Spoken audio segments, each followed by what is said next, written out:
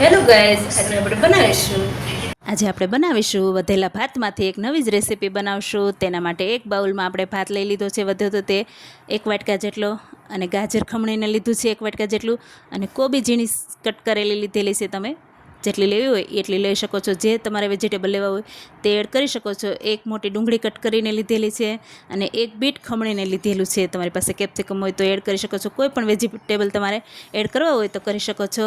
આદુ મરચાં લસણની પેસ્ટ એડ કરેલી છે, અને 2 ચમચી લીંબુનો રસ એડ કરેલો છે. 1 ચમચી હળદર એડ કરેલી છે. ધાણા જીરું એડ કરેલું છે. ગરમ મસાલો થોડો એડ કરેલો છે.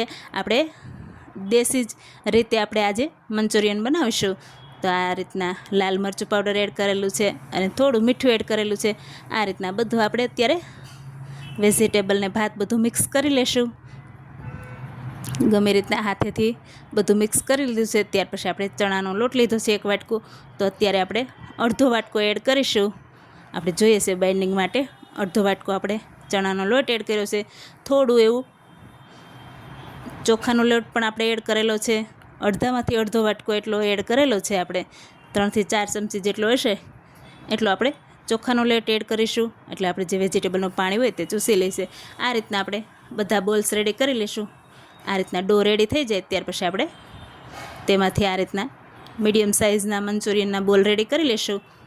આ તમે ડાયટ કરતા હોય તો તમે આ મંચુરિયન ખાઈ શકો છો. કોઈ તળેલું નથી ખાતું તો તેના માટે બેસ્ટ ઓપ્શન છે. આ રીતના આપણે બધા બોલ્સ રેડી કરીને સ્ટીમ કરવા રાખી દઈશું. એક ઢોકળિયામાં આપણે ગરમ પાણી કરવા રાખી દીધું હતું. તેની ઉપર આપણે આ સ્ટીમ જાળીમાં બધા બોલ્સ મૂકીને રાખી દીધા છે. 10 મિનિટ રહેવા દીધા હતા ઢાંકીને.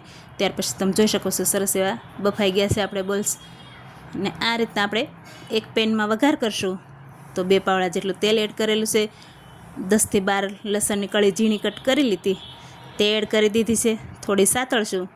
ગોલ્ડન બ્રાઉન કલરની થાય ત્યાં સુધી સાતળી લઈશું. ત્યાર પછી આપણે red chilli sauce, Schezwan sauce, soya sauce તમારે જોતા મુજબ આપણે બધું એડ કરીશું. અને કેચઅપ એડ કરેલો છે 1 થી 2 ચમચી જેટલો.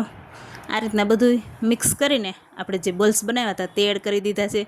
થોડી ડુંગળી અને કોબી આપણે સુધારેલા હતા તે એડ કરેલા છે.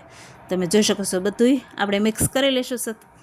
સખત હલાવીને ઉપર નીચે કરીને આ સરસ એવા બોલ્સ બધા મિક્સ કરી લઈશું આપણા સોસમાં.